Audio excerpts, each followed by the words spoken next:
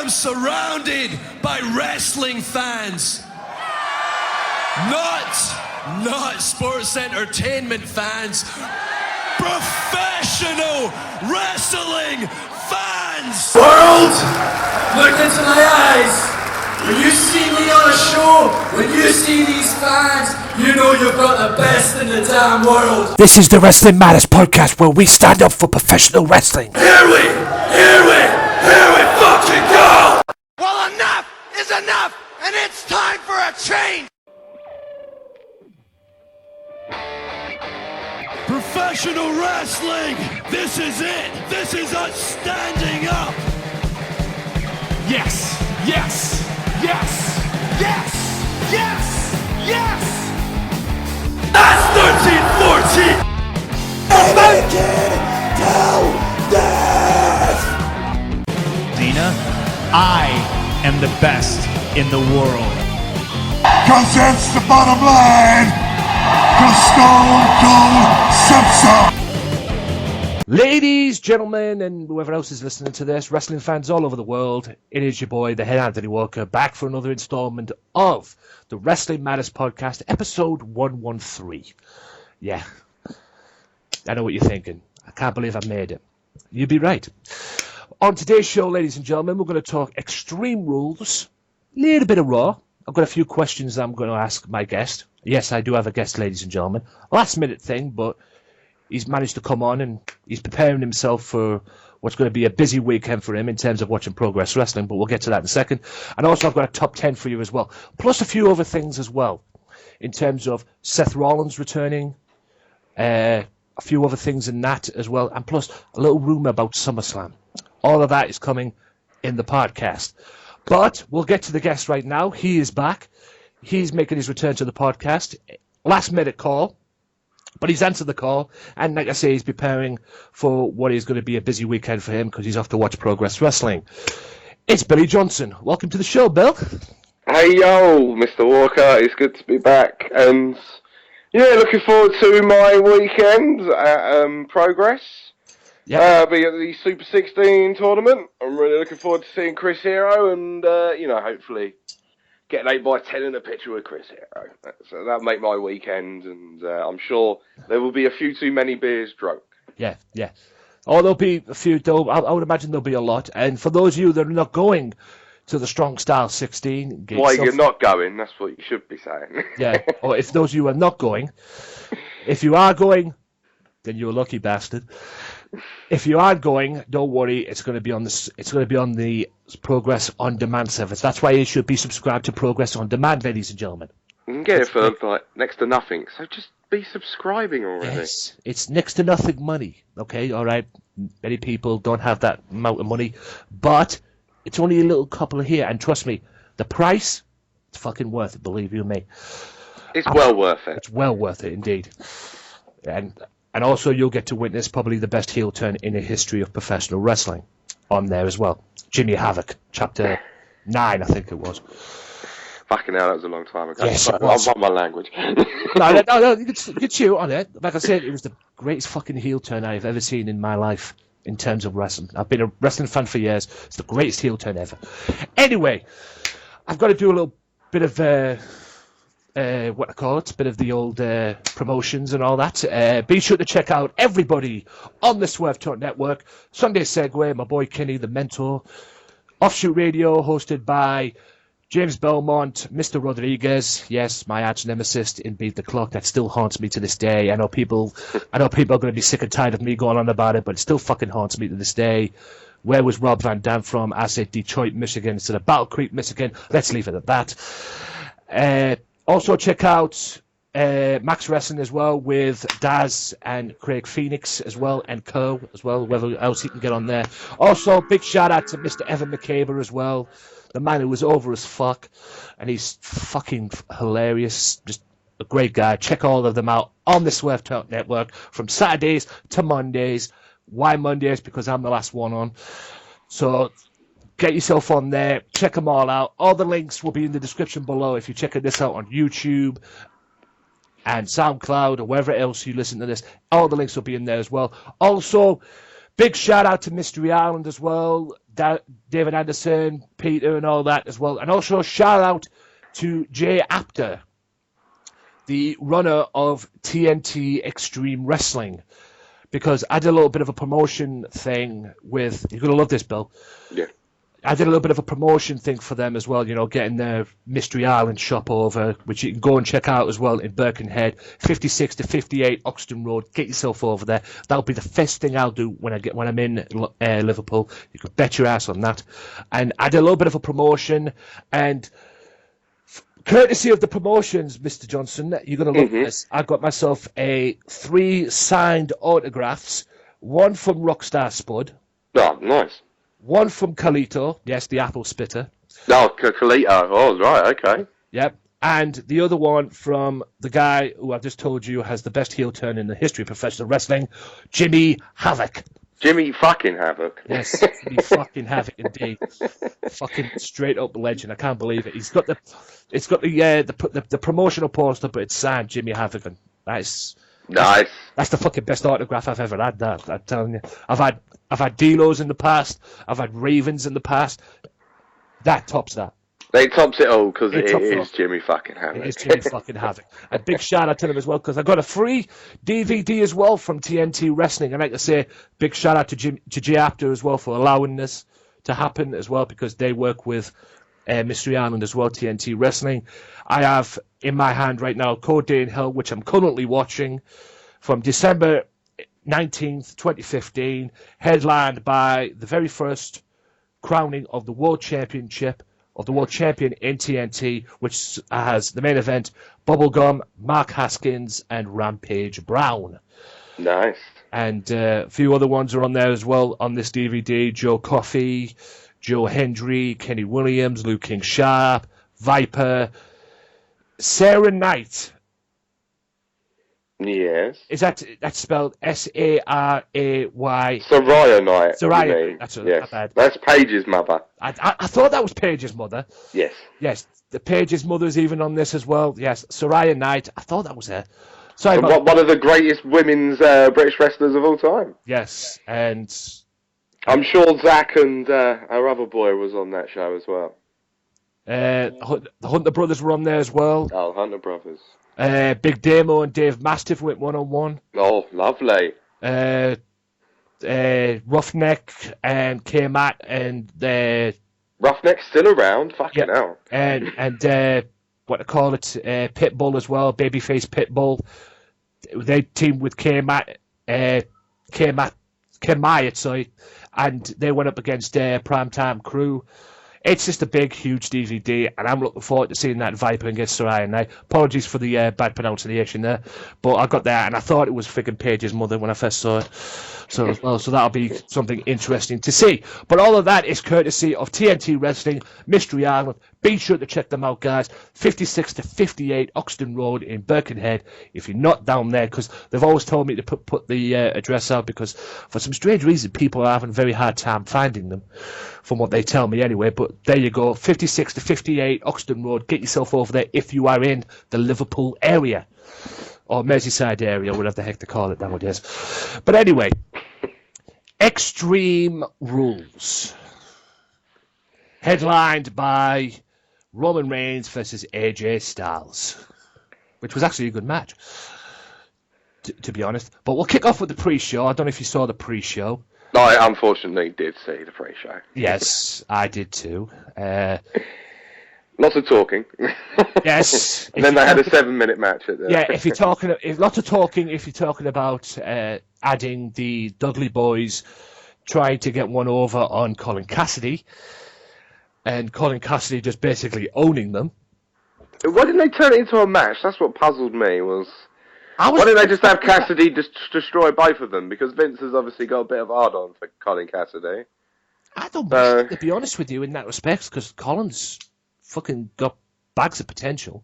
He's got bags of potential. He's still very, very green, though. And that's why I think him and Enzo should probably team for another year or so before they even think about sending him off as a single star. Well, Enzo returned to Raw, returned to WWE on Raw. We'll get to that later as well. So maybe there's something in the pipelines for that.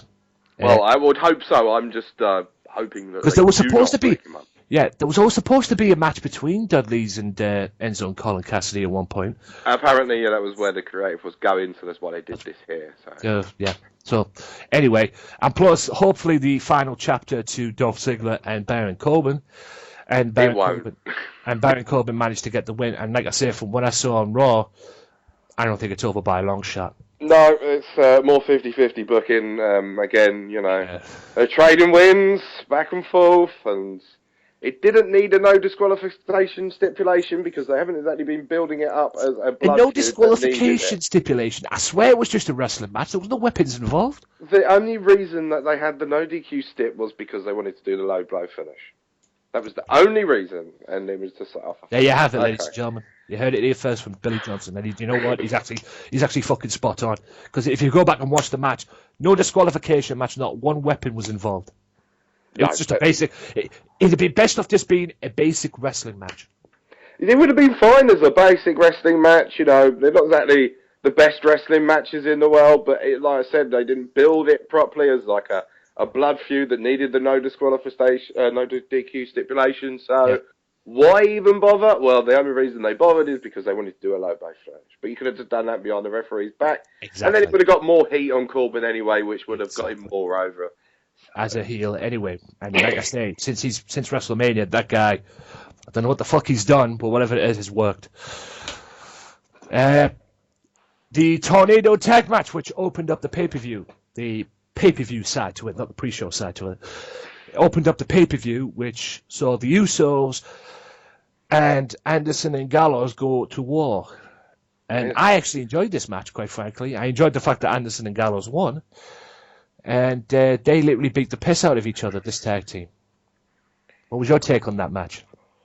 I enjoyed the Good Brothers versus the Usos. It was a good opener, a solid opener. They got a decent enough amount of time. They didn't need to give them any more time, like 8 minutes, and loose change. Like you said, it went all over the ringside area and all over the place, and I thought the crowd was a bit unfair on the Usos. A lot of people seem to be getting themselves over with their booing and chanting rather than trying to get the match over. It's a good start for the Good Brothers. They're off to a good start, and we'll see where they go from here, really. Yeah, and I may continue because I actually like Anderson and Gallows. And when they first came in, I did a reaction video on their debut on Raw, and I said to them, I called it there and then, you look at the future tag team champions. They will take over the WWE tag team division at some point. Well, just like they did in Japan. Well, as long as they book strongly and WWE have decided that's what they want to do, then why not? They're a more an accomplished tag team. Like you say, they dominated Japan with the IWGP tag team titles, holding them about 3 or 4 times. So I can't think of the number. I think it was 3. I'm pretty sure it was 3. Well, you see, it was nearly there. Yeah, you but I'm just doing it off the top of my head. I haven't got Wikipedia open. Yeah, you were there. I think they're a tremendous double act, and I would certainly, like you say, push them heavily towards the tag team titles. A feud with the New Day would be very, very good, and Usos, unfortunately, it's just going downhill for them, and maybe a heel turn is in the future. Yeah, I'm glad you actually brought up the New Day, because I'll get to the New Day now, even though it wasn't the next match, but I'll bring up the New Day now, actually, because I want to ask you this. They beat the Vaudevillains to retain. They did. They outsmarted the Vaudevillains, to be honest with you. What team do you see beating these guys? Because obviously the Vaudevillains couldn't do it. Thinking, these social out-twits could never do it on Raw. So what team could you see? Well, if it was me and if I had the book, then I would be pushing Gallows and Anderson to defeat them. Or even if I was thinking of keeping Big Cass and Enzo together because they never got a run with the NXT tag team titles, it would probably be them as well. God. Oh my God, I swear whoever was booking that needed to get shot. How did they not get tag team title run in NXT? I'll never know. Well, at least it means more when they come up to the WWE main roster that they haven't had the titles yet. So when they do eventually win the titles, it will mean so much more. Right. People will just be so happy about it. Yeah, they will, yeah. And just another little thing about that match. I found it was a bit too short. It's only about 6 minutes. So. What, the New Day, the tag match? Yeah, Yes. a bit short. You know, they could have maybe given it a bit more time. Maybe shaved off, I don't know, a couple more minutes from that awful Asylum match. But we'll get to that Asylum match at some point, won't we, Tony? Yes, we will. And I disagree with you in a way, it being awful. It wasn't the best match. Wasn't what I was hoping for, because I was hoping they'd beat the hell out of each other, which in a way they did. But like I said, we'll get to that later.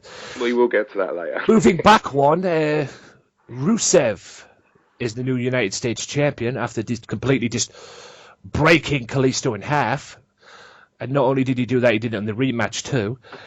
Just snapping him like a freaking twig in half. Are we going to see the old Rusev again, except this time not Russian, this time the Bulgarian Rusev, when he was the Russian sympathizer, and he had that dominance as the US champion until he walked into John Cena at WrestleMania? Are we going to see that? I would certainly hope so. You know, that's the way Rusev needs to be booked. Just miss out the shit bit. It's correct. What they've gone and done is they put the title on the right person. Now what they need to do is they need to build him back up and make him into a killer heel again, because they did have him at a killer heel. And unfortunately, after the John Cena thing, he wasn't as over, which was a shame for Rusev. You know, John Cena, they could have done a lot of things that could have been different. What I find interesting about this, in a way, is going to what happened in the rematch between Kalisto, which I believe was on SmackDown. What I found interesting is Titus O'Neil came out. Yes, I've read this. Titus O'Neil came out and looked to get a piece of Rusev, because he's basically calling Rusev a bully. So basically, they're heating Rusev back up again. So he's going to run through as many patriotic, big muscle men as possible, and then have him ready for WrestleMania. Maybe he has a match with The Undertaker. Maybe he has another match with Cena. Maybe he's ready for a feud with Roman Reigns. It's a good idea. You want to get a new heel over, and I think Rusev is a very strong I hate heel. to say this, ladies and gentlemen, because I know I'm probably going to get heat from this from all the Cena haters that will probably listen to this. I see a Rusev and Cena down the pipeline for SummerSlam. Unfortunately, he didn't really do anything for Rusev last time. He did do more for John Cena. So does John Cena really need to, when he's going to probably become more of a part-timer going forward? Because the only thing about John Cena is, when it comes to any belt, he can get a belt back to the status it was. Because when Rusev was the champion the first time around, the US title meant shit.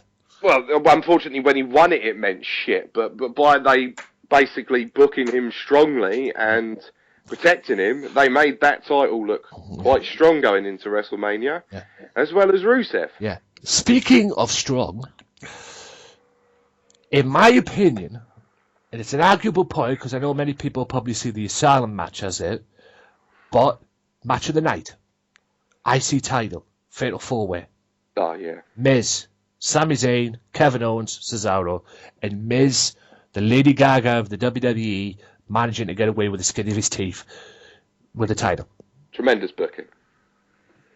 That's what I needed to do. I hate the fact that Miz is the champion, because there you go then. So they've done the right thing, haven't they? If you hated it. I hate the fact he's the champion because they fucked Zack Ryder over. That's why. Yeah, but no one gives a shit about Zack Ryder. True. Unfortunately, that is true. It seems that way because they royally pissed on him at WrestleMania. After WrestleMania. Well, they've royally been pissing on him since 2012, so that's why they're trying to make him doing it since he won the US title of Dolph Ziggler at one point, and the only reason he probably got over to be the US champion is because him and Dolph Ziggler are probably buddies. He got over because of that internet show, the Long Island IC, which was generally very funny on YouTube. Yeah, until WWE got their hands on it. Yes, and then they decided, well, I think we should bury this kid, and again at WrestleMania they gave him the brass ring, but then just pulled it away from him. Yeah, basically just pissed on him on Monday Night Raw. Just said, "Here, there you go. You've had your fun. You can fuck off now." Exactly. Back down to the lower mid card. Yeah. Drop the title to Miz and fuck off. Exactly. Yeah. But like I say, it was a great match. And The Miz getting out by the skin of his teeth with the champion. He is not going to be in Money in the Bank. That's already been sorted. And what do you see next for Miz? Who's going to be the next challenger? I could seriously see them go into a Cesaro Miz match next. But they can't do that at Money in the Bank because of him qualifying for Money in the Bank. Same with Kevin Owens and Sami Zayn. Yeah. What I would do is, to keep him strong, would probably have him feud with someone like Kalisto. Because, unfortunately, Kalisto has gone down to Rusev. I don't see a point in them going back to that feud, and I don't think they will. So if you want to keep Miz strong, and you don't necessarily need to have him on the pay-per-view, at the next pay-per-view, which is Money in the Bank. So, no, I think they've made the right choice. They put the right guy over. I've really enjoyed Miz's mid-card comedy heel act. I think it's generally very entertaining. Obviously, all the internet's favourites are Cesaro, Owens, and Zayn. They don't need the title at this point. The IC title, unfortunately, is not at a level that they have reached, so they really do not need it. And I think WWE should be patted on the back for the booking of this, and just the work rate in the match was just incredible. In part 18 minutes. In part two, yeah, it was spot on match, fatal four-way, like I said, match of the night, no doubt. In part two, I'll talk about Kevin Owens because there's a rumor flying around with Kevin Owens involving him in SummerSlam. So I will talk about that in part two. But it is now the time that we've all been waiting for. Billy Johnson, ladies and gentlemen, because he's already given you a little bit of a sample of it earlier on. He's about to bash the Asylum match. I'm sorry, Tony. I'm going to bash this hard. Go for it. It was 26 minutes. It was fucking long. It dragged, and it was only saved by a thumbtack spot at the end. Why do we need wrestlers beating each other up with mops and fucking loads of stupid shit? There was, you know, I wanted to enjoy this Ambrose and Jericho feud. Unfortunately, it was booked terribly, and it was done for laughs, and it has done nothing for Dean Ambrose, in my opinion, and it has done nothing for Chris Jericho. Exactly. I was about to say that. I don't think Chris Jericho got any benefits from it anyway. Unfortunately, everyone has gotten under when they wanted to get people over with this feud, which is the opposite of which they should not have done. Yeah. I would say that this will probably win my worst match of the year, and we're only halfway through, and I think it's going to win it. That's fair enough. Yeah. Sorry, Tony. You have your opinions about it. That's what the beauty about my show is all about. Everybody has an opinion about professional wrestling, good, bad, or ugly, and that's what the show is all about. If you've got something to say, shoot. I'll let you do that on this show. That's what it's all about. I liked this. It's 50-50 with me. I do agree with you in what you say about it being too long. It did feel like it dragged on. I'm not going to lie, guys. It did feel like it dragged on at times. And it was at times after about, I would about to say maybe 50, maybe 20 minutes, I was looking at the freaking timer on my clock at home. And I was thinking, is this freaking thing going to go overtime or something or some shit? Because it did drag on. It did feel like it dragged on. But, like I say, the whole thing was saved. Some of the friggin' weapons that were in that match made no sense being there. An Asylum match, and like you say, a mop was involved. What the fuck? What the fuck? Perry sat in flashback there. Yeah, I expected Perry to do a run-in and take his mop back. That would have been probably the most funny bit in the match, to be honest. But anyway, the problem is they weren't going for comedy; they were going for exactly. They were going for brutality. They should have had better weapons, though. They should have. There was a few in there that needed to be in there. The barbed wire 2x4 and all that. No place for that fucking plant to be in there as well. We didn't need Mitch in there. Yeah, even though the whole thing, this whole feud basically started over two things: one, a plant, and two, the fact that Shane ate the Ambrose Asylum and dropped the highlight reel and everything. This is why this whole thing doesn't make sense, ladies and gentlemen. This is what we're trying to say. This whole feud in general never made any sense to begin with. I mean, Dean goes from a whooping at Brock Lesnar's expense at WrestleMania, oh yeah, we'll put him in the feud with Chris Jericho. What? And I swear, the only point about this match was Jericho taking the thumbtack spot, taking the thumbtacks where he did. I swear that looked worse than Randy Orton's. Well, he's taking it right on the fucking elbow, which Exactly. doesn't help. Exactly. But then Ambrose took most of it on the back, but he's got a shirt on. But Yeah, still, I wouldn't want to take that. Fuck that. I'm going to say Ambrose did the dirty deeds and took the thumbtacks himself as well. There was a spot in that match as well. And what, yes? And the fucking... That elbow... I mean, Orton took the back when he had it with Mick. He took the bump and you could see the back area. And granted, Jericho did take the back on the bump as well. But it was part of the fucking elbow. Ugh. It's because of the way he's come down and he's taken it on the elbow. The elbow. Well, at one point, like, Ambrose nearly fell on it face first, and I was just thinking, fucking hell, man. Hey, Mick, Calm down, boys. You've already done 2 thumbtack spots. You don't need to do a third. Yeah, I was going to say, Mick took a fucking pedigree of thumbtacks before. Well, yeah, but then that was Mick. Mick was fucking insane. So. Yes. Crazy bastard 101. He's definitely my top 5 crazy motherfuckers in professional wrestling. Well, yes, I would definitely agree with that. Definitely in the top 5. But other than that, that was the Ambrose Asylum, and we all knew that at the end of the day, Ambrose was going to win. Because it would have made no iota sense for Jericho to win. Sorry, Chris, but it wouldn't have done. But credit you for taking that thumbtack. Oh, yeah. All the credit in the world for him doing it. It's just like, they've copied something from TNA, which was... Yeah. Which was, you know, was a bad TNA idea. It wasn't a good TNA idea like Ultimate X. Really. Yeah. Not that TNA have many good ideas at the moment, anyway. But at the end of the day, although they have been doing very well this year, but it seems they're already falling apart from what I've been hearing. But at the end of the day, the Ambrose Asylum was what it was, guys. Hopefully, if they do this again, they'll have a better Ambrose Asylum with better weapons. But we all knew Dean Ambrose was going to win. There was no need for Chris Jericho to win. And plus, he must have felt it the next day if he was going back in to do his podcast. He must have really fucking felt it. I'm sure he did feel it. Jesus Christ. That's why he probably put together a best-of show that week. Yeah, it's amazing. To be honest with you, it's actually amazing he even worked out on Raw.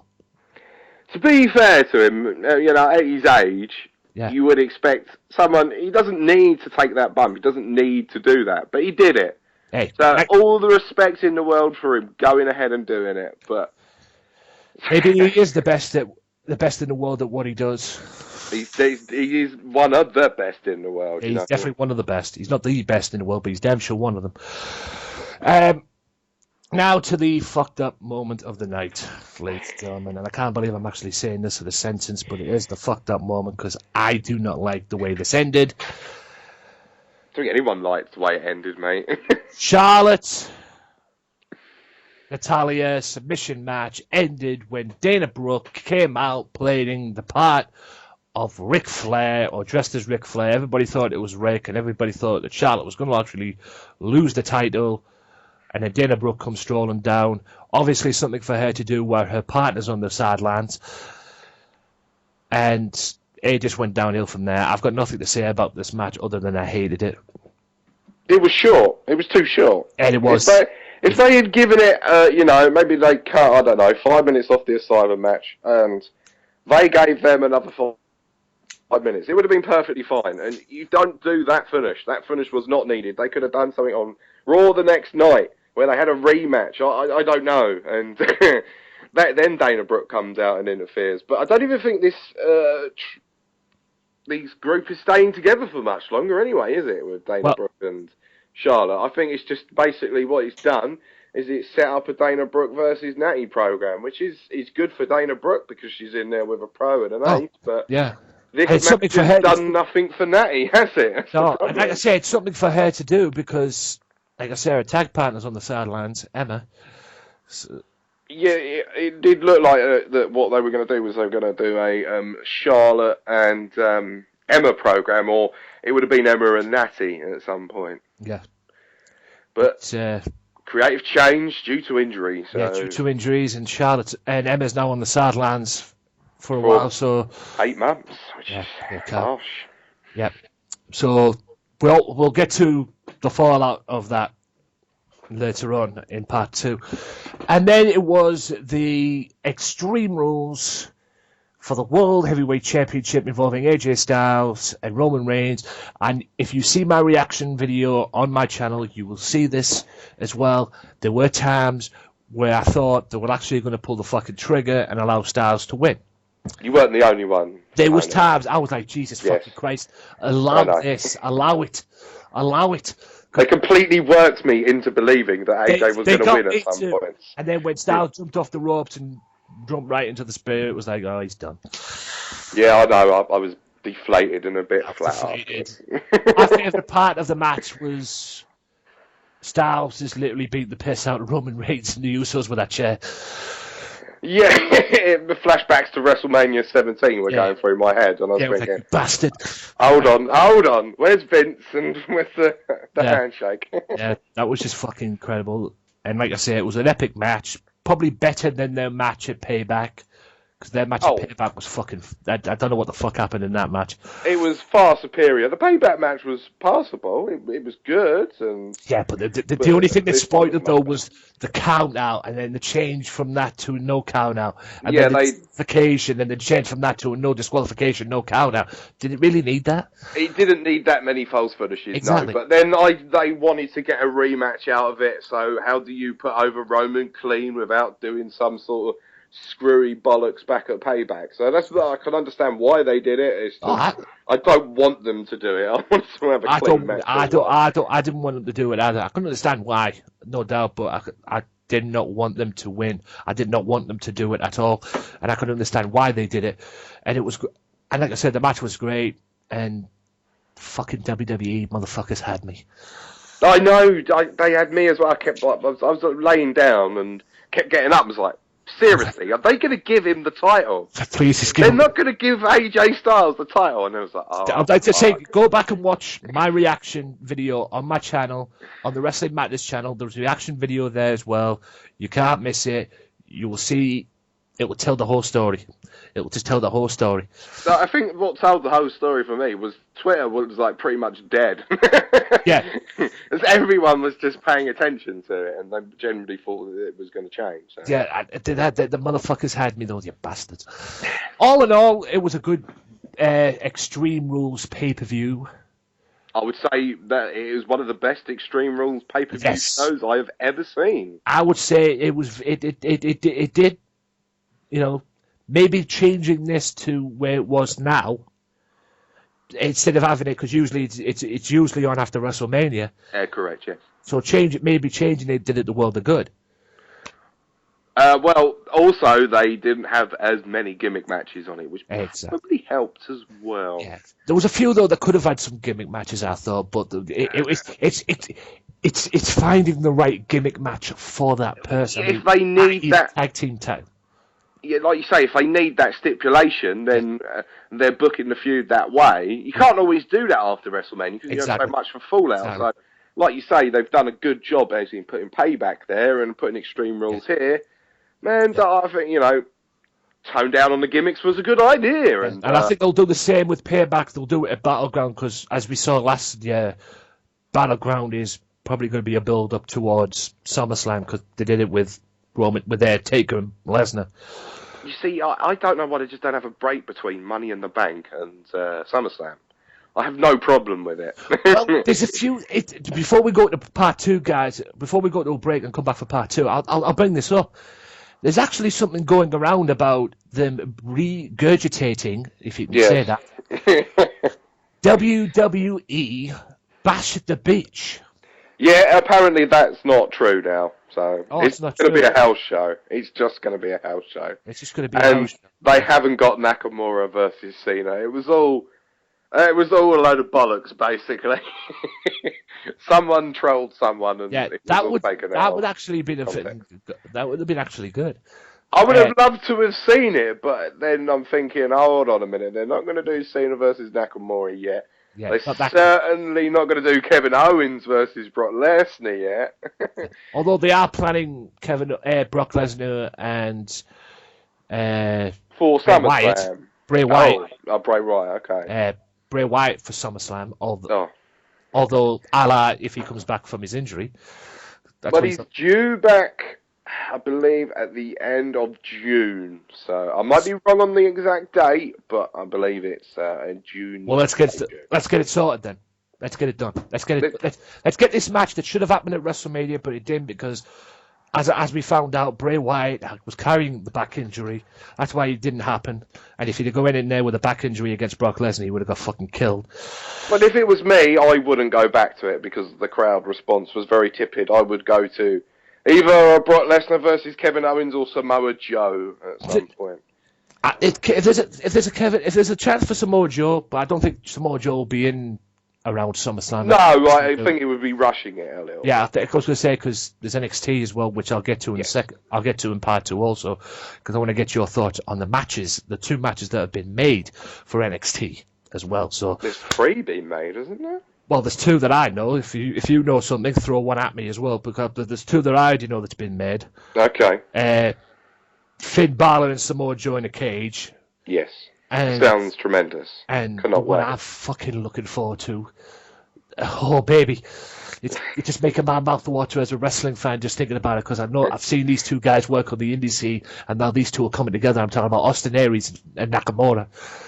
Oh, yeah, Shinsuke Nakamura versus Austin Aries. It gives you a wrestling boner, as Darren Axel Mulligan likes to say. I was going to say if Nakamura and Sami Zayn was anything, fuck me. I don't think Austin Aries and Nakamura will be able to top that. Yeah. But I think Nakamura will damn well try. I was going to say, they'll have a fucking good go at it. They will have a good go at it, you're right. And I believe there's a tag title match. It's going to be a rematch. Dash and Dawson versus... Alpha. American Alpha. Dash and Dawson, the American Alpha, yeah. Chad Gable and Jason Jordan. Yeah. Yeah, I'd expect that, to be honest with you. Team Angle 2.0. Yeah, I was going to say what I call it, they'll probably want their rematch anyway, so you would expect that to happen. Yeah, but I've read some spoilers, because I don't really give a shit if I read spoilers. I read spoilers. And apparently that's where they're going with that. Well, I've always said, guys, if you read spoilers, as long as it attracts you to that show, it makes you want to watch that show. Spoilers are good. Hey. Spoilers will never basically cloud my judgment over something. Yeah. I was still going to check the show out if I've read spoilers. It doesn't really bother me. Like I say, if it attracts, if what goes on that show, if it attracts you to that show, and say you read the spoilers and then you read the spoilers, and when you finish reading the spoilers, it's like, I want to watch this. You can't wait. You can't fucking wait. Building anticipation more than anything. The anticipation. All right, sometimes spoilers don't usually do that. I will grant you that. But when it does, you want to watch. It makes you want to watch that show and want to see what the fuck's going to go down. It grabs your attention. You think like, fuck that, I'm watching that show. That kind of show. I don't know if they do that with Progress anyway, and stuff like that. But if they don't record like days before. Exactly. The problem is you can read the reports on PW Ponderings if you really want to. Most of the times, it might come up on my Twitter or my Facebook, because I would be following said account, Progress or RevPro or ICW, and I'll hear about it. It really doesn't bother me, and it doesn't cloud my enjoyment of the show. As long as it makes you want to watch that show, who are you to complain? Exactly. Right. We'll take a quick break, guys, and we'll be back in part 2 with a brief talk about Raw. Also, we'll talk about a little rumor involving Kevin Owens and SummerSlam. So, we'll be back right after this. You know what we did miss? What was that? Seth Rollins coming back. We'll talk about that in part 2. You can edit that bit out if you want. No, I'm not. You're absolutely right. And we'll talk about all of that in part 2. If you like the Wrestling Matters podcast, why not check out their Facebook page at facebook.com/WMPodcast and like the page and show your support to the podcast that stands up for professional wrestling, the Wrestling Matters podcast. Wrestling Matters, wrestling fans. Welcome back to part 2, ladies and gentlemen, of the Wrestling Matters podcast. I'm here with Billy Johnson, and we're talking Well, we're basically having fun talking wrestling and giving our digs at certain stuff. We've already done that with Extreme Rules. Now we're going to do it with Raw. We're not going to talk about Raw in depth, guys, because it was basically Money in the Bank Raw, quite frankly, built into Money in the Bank. But as we said before the commercial break, guys, we might as well talk about it.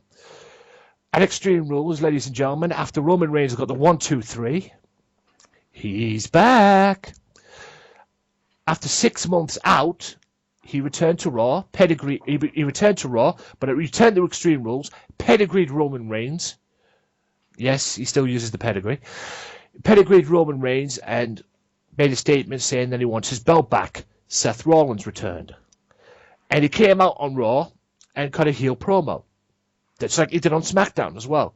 And it seems that WWE are going with a heel Rollins, despite the fact that Roman Reigns is getting booed out the building. Is that a mistake to you? It's a massive mistake. They've basically just flushed a load of money down the toilet because you heard that pop, I heard that pop. Yeah. It was fucking monstrous. Because there's people a lot of want to cheer Seth Rollins. Yeah. They want to boo Roman Reigns. WWE just, listen to your fan base. Stop. Yeah.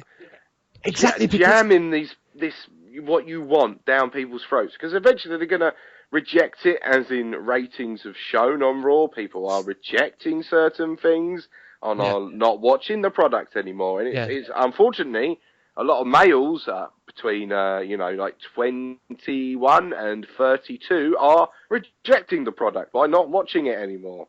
And tuning out in their droves. Ladies and gentlemen, 21 to 32, I'm one of them. Yeah, exactly. I'm in that, demographic as well. And I don't watch Raw every week because, they do things like this. They've been doing it for a long time. They didn't want to push Daniel Bryan, and they couldn't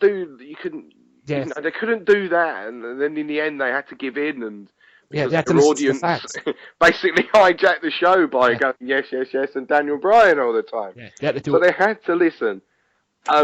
This time with Roman Reigns, I think they're just insistent upon it, but they're looking at it in a way like with John Cena, how they got him over. Well, it's like, they're reacting. At least they're not sitting on their hands. Would you agree? Would you agree with this quick question? Would you agree with this quick question? I've mentioned this on the podcast as well. I mentioned it in the last episode, the night after Roman lost the title due to Sheamus cashing it in at Survivor Series. Right. Do you agree with me, and do you agree with probably the majority of the fans watching this, that WWE are trying to force their fan base to cheer Roman Reigns? Yes, of course they are. That's what they want to do. That's how wrestling is basically booked, is you force people to react the way you want them to. Unfortunately, a lot more fans are a little bit more smart to how things are put out there these days, as in the fact with John Cena. He got booed for so many years. Thankfully. People rejected him. But Vince McMahon was always like, well, they're reacting, so at least he's doing his job right. So people really don't like Roman Reigns, and they don't want him to be the top guy. Don't do nothing. Just sit there in silence. And then Vince will think, well, wait a minute, this is certainly not working. We won't push him anymore. Yeah. But unfortunately, people are still reacting, and it's these horrible boos. And unfortunately, I think we're going to get another 10 years of this, like we did with John Cena, which is such a shame because Roman Reigns is a really good worker. I think he's quite solid as a worker. I just think people are going to reject what the machine wants them to cheer. Yeah. And this is the perfect way to lose your fan base, ladies and gentlemen. If you don't listen to your audience, it's the perfect way to lose your fan base. And WWE have been losing their fan base, in droves since Stephanie McMahon has been head of creative since 2001. So. If there's ever a thing that needs to change, it's that. But then who do you change it with? Do you give Paul Heyman the book? Do you go to someone else? Do you give it to Gabe? There you go. What do you do? I'm not Vince McMahon. I don't run the industry. I just wish that he would look at the problems that he has created for himself since 2001. So. Give it to Gabe. Give it to give it to Paul Heyman. At least he could do something while Brock Lesnar's not about.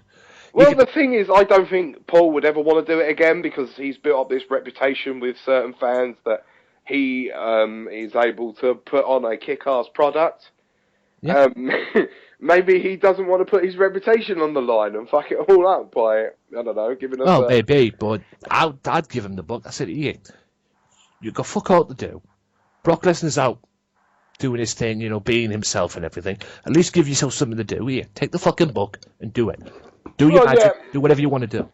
Then you know, the other problem is, and this is always going to be a problem, is Vince and Kevin Dunn are always going to be there, and they're going to have the final say on almost everything. So I can understand why Stephanie wants her dad to retire, and she can bring in her own Kevin Dunn because she'll probably get rid of him, and she'll probably put her own stamp on it. And I think Hunter is. I think it's a good I would idea. kiss. You hear this first right now. If that happened, if Vince retired and she got rid of Kevin Dunn, I would kiss Stephanie on the fucking lips. But the thing, you know, it's been going on since like 2011 because Vince has said that he was going to retire, and that's why he made Hunter the protege. Basically, and he said, "Oh, 2 more years and I'll be gone." Now the 2 years have gone, and that was 5 years ago. I think Vince is going to die in that ring. I think that's the only way you'll get rid of him when he fucking collapses in that ring and dies. I know that sounds evil and everything, but it is what it is, guys. That's the only way you're going to get rid of him because Vince wouldn't go away. Vince couldn't go away. I even think when Vince dies, he'll still, you know, some way cryogenically freeze himself so he can come back at some point. But just because fucking what I call it, right? Just because, right? He fucking. He's seen some videos, if I remember correctly, hearing about this as well. Kevin Dunn has a job for life, and now he seems to have the problem of having booking power. No he has creative control power. No wonder the fucking Jim Cornette hates him. Jim Cornette hates everyone. Let's be truthful about that. But no, you know, Jim Cornette's another conversation for another time. But unfortunately, Kevin Dunn, you know, if he doesn't like a look of someone, he'll base them off of that, but basically, WWE's been getting a lot better within the last year. It's been less on how you look, and they've been doing a good job in who they've been employing and who they're pushing and what they're trying to do, you know. But I think Vince's and Kevin Dunn's time certainly over, in my opinion. Yeah, I think a certain person, a certain Kenny will agree with you on that one as well. Yeah, Kenny's going to agree. And so Kenny fucking hates his guts. Yeah. Who can blame him? Who can blame him? You know, you hear the stories about Kevin Dunn. It's like, last year you would hear him saying, like, he's burying Kevin Owens because he's fat. It's like, come on, man. You know, the guy can clearly wrestle. He can fucking talk. Yeah. That's the guy that can draw you money. Don't be basing him off of... you know, how you look at him, that's an opinion, and he can't draw money because of that. You know, you hear things like that, and it's just like, this guy's fucking... Hang on, Kevin Owens is not over because he's too fat and everything. That comes from someone who walks around with Bucky Beaver teeth. Well, yes. Fuck off. I know, but then he's not on screen, so that was his point. Thank God. Yeah, I don't think we'd want to see him as a wrestler. No. Right, let's get into the matches then. Right. And I might as well bring up the little rumour as well in this as well about what I'm hearing for SummerSlam. You carry on. Right. The matches, the Money in the Bank matches, the guys who have qualified for Money in the Bank are Sami Zayn, Cesaro at the expense of the Intercontinental Champion Miz. Good pick. Chris Jericho. Doesn't make any sense. I'll get to that in a second. You need a veteran there to carry the load, man, so I suppose he's a good enough veteran. I suppose. Dean Ambrose is also in. He deserves to be there. Yeah, he deserves to be fucking world champion, but that's another issue for another show. Kevin Owens is also joining the phrase. Now... Too fucking right. Yeah, no doubt. Now, there's only 5 there. There's 2 more to be named. Out of that 5, who do you see winning? Obviously, there's going to be 2 more to be named, but out of that 5, who do you see winning? Now, I know AJ Styles has already been eliminated by Kevin Owens, but I can see them going back to him, getting into this match somehow, and possibly being him or Kevin Owens coming out of it with the briefcase, because I think it would be a good, smart move to give it to Kevin Owens, because he could just talk you into the building to watch his potential, I'm going to cash in at some point. It could be like Edge, it'd be ultimate opportunist. sort of way. With AJ, he could just say, well, I'm going to have a match at a certain time with you at a certain place, and I think it would work. And all the others, I can't really see them winning it. Yeah. Who do you see? Who is the two? Obviously, there's two missing because, from what I'm gathering, there's 7 in the.